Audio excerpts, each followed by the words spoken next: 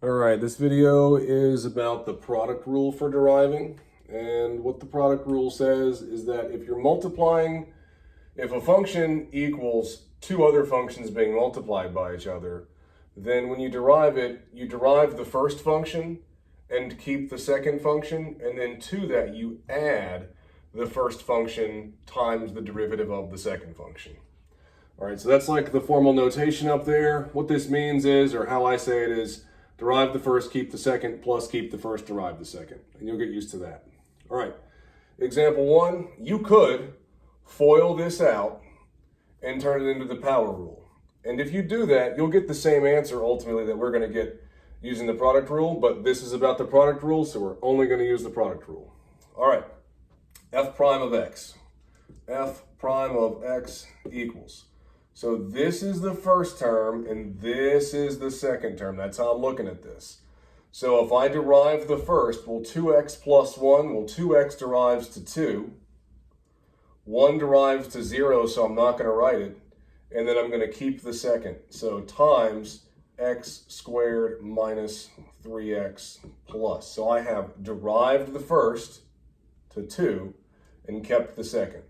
Plus, keep the first. So that's 2x plus 1 times derive the second. So this second right here is going to become 2x minus 3. All right. Now, if you wanted to make it look like the result you would get from using the power rule, you would distribute the 2, you would FOIL over here and then combine like terms, and you would get the same answer. All right. Try it for yourself if you would like. Okay, number 2, in a week or so, we will use the chain rule to derive this. But for now, this is about the product rule, so we're only going to use the product rule. This doesn't really look like a product right now. It is because it's being squared. So let's go ahead and write that square out. So this is the same thing as x squared plus 4 times x squared plus 4. So now that's my first term and that's my second term. All right, g prime of x equals, derive the first, so x squared derives to 2x, 4 derives to 0, so I'm not going to write it, keep the second, so x squared plus 4, plus, keep the first, so I'm going to just copy x squared plus 4, derive the second, well, x squared plus 4, we already know derives to 2x. All right, and I'm going to leave it there. All right, you can distribute and combine like terms for sure, and depending on what you're doing will depend if you want to do that or not. But for now, that's just how you do it. All right, number 3. Okay, so this guy right here, it's two things being multiplied by each other. It's 2x, so that's my first term, and that's my second term right there. All right. So dy dx equals, derive the first, 2x derives to 2, keep the second, plus, keep the first, so that's 2x, derive the second, sine derives to cosine, so that's cosine x, all right? And so I'm going to leave it there. Again, you could factor a 2 out if you wanted to, and in the future we may want to do that.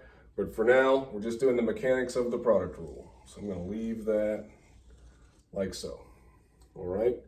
Number 4, y equals root x times cosine x. That's my first term.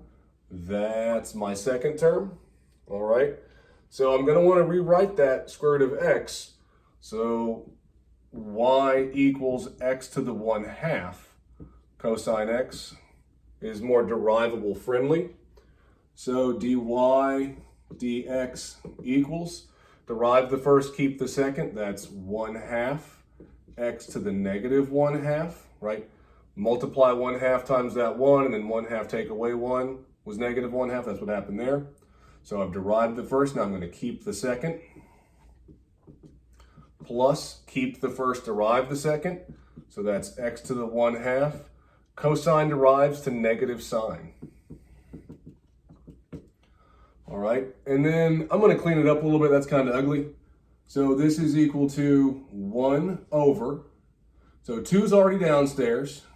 And then this x to the negative 1/2, he's going to come downstairs and sit next to that 2. Copy in that cosine x right there. Or I guess I'm going to say minus, right? Because like a positive times a negative is a minus. All right, that's x to the 1/2 times sine x. And then I like to go ahead and turn those to the 1/2s back into roots. So my final answer is going to be, and like here I'm multiplying this by cosine. That cosine can just kind of be upstairs right there. So that's cosine x over 2 roots of x minus the square root of x times sine x. Okay? Hopefully that cleanup job makes sense to you. All right? Number 5. Okay? H of x equals first term, second term. H prime of x equals sine derives to cosine. So cosine x plus, so I derived the first and kept the second, plus keep the first, derive the second. Cosine derives to negative sine. Okay, equals, well, if I multiply cosine x times cosine x, that's like the same thing times the same thing.